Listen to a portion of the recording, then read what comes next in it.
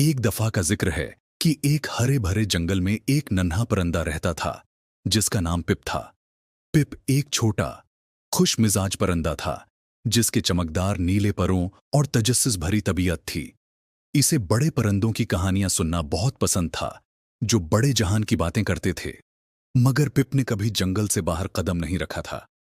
एक सुबह जब सूरज की सुनहरी किरणें बिखर रही थीं, पिप ने फैसला किया कि वो भी एक मुहिम पर निकलेगा।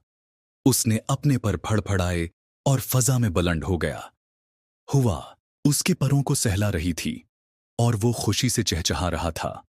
आड़ते उड़ते पिप को एक चमकता हुआ दरिया नजर आया। वो नीचे झुककर देखने लगा। वाह, पानी तो छोटे छोटे हीरे जैसे चमक रहा है। उसने खुशी से कहा। दरिया के किनारे एक दोस्ताना कुछवा धूप सनक रहा था।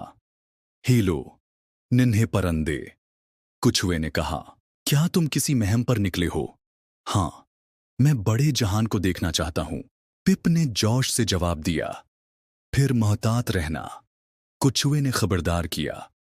दुनिया खूबसूरत है लेकिन ये चालाक भी हो सकती है। पिप ने कुछुए का शुक्रिया अदा किया और आगे बढ़ गया। जल्द ही वो एक खूबसूरत मैदान में पहुंचा जहां रंग बरंगे फूल खुले थे। तितलियां उसके उर्द गर्द नाच रही थीं और उसे लगा जैसे वो किसी ख्वाब में हो। लेकिन अचानक आसमान पर काले बादल छा गए। हवा तेज हो गई और आसमान गहरे रंग में बदलने लगा। पिप वापस जाना चाहता था मगर तूफान बहुत शदीद था। वो डर गया और खुद को खोया हुआ महसूस करने लगा। तभी उसे एक बड़ा दरख्त नजर आया जिसके तने में एक खोखली जगह थी। वो फौरन अंदर घुस गया और बारिश से बच गया। इंतजार करते हुए उसे कुछुए की बात याद आई। दुनिया खूबसूरत है लेकिन ये चालाक भी हो सकती है। कुछ देर बाद तूफान रुक गया और सूरज दोबारा चमकने लगा।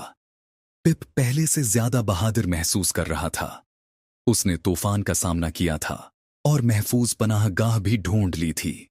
वो अपने परों को जनबश देकर वापस घर की तरफ उड़ गया, अपने दिल में कहानियों का खजाना लिए। जब वो वापस पहुंचा तो तमाम परिंदे उसके गर्द जमा हो गए। पिप ने उन्हें चमकते दरिया, अक्लमंद कछुए, नाचती तितलियों और खौफनाक तूफान की कहानी सुनाई। उस दिन के बाद पिप को बहादुर नन्हा परिंदा कहा जाने लगा और जब भी दूसरे नन्हे परिंदे दुनिया देखने की ख्वाहिश करते, वो पिप की कहानियां सुनते और सीखते कि बहादुरी और दानिशमंदी के साथ कैसे मुहिम जोई करनी चाहिए।